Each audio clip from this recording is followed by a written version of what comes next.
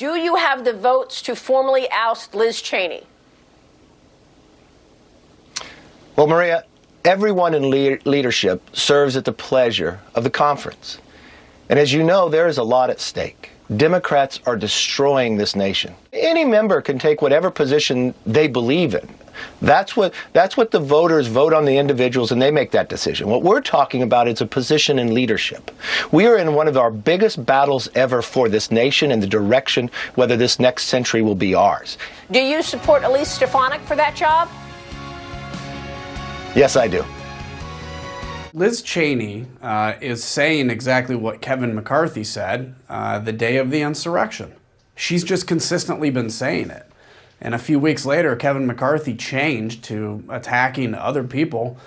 And so I think what the reality is as a party, we have to have an internal look and a full accounting as to what led to January 6th. The message from the people that want to get rid of Liz Cheney is to say, it's just time to focus on the future and move on. Like this was 10 years ago, and we've been obsessed about it since. Elise Stefanik, as John said in his piece, comes from a swing district in New York State that President Obama won twice by double digits, and then President Trump won twice by double digits. So she comes from a place where it's much more likely that she'll bring a much more moderating voice on policy into that caucus leadership than what Liz Cheney did, who voted 90% of the time with Donald Trump. If it's defined by these issues, she doesn't fit the bill unless, if you believe the election lie, then she does.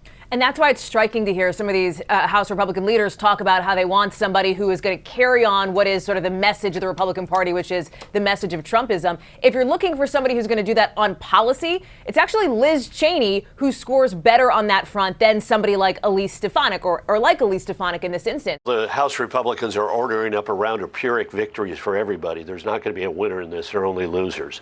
If Liz Cheney somehow prevails, it'll only be because there's a two-thirds rule. They have to get two-thirds of the vote to remove her from office. But she will have been rebuked for a vote of conscience and for her statements on the January 6th assault on the Capitol and on the pernicious untruth that there was massive voter fraud in 6 states that somehow cost Donald Trump the election.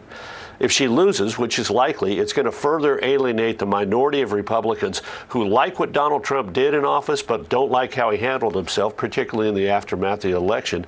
And it's going to make it more difficult to attract swing voters in the 2022 elections.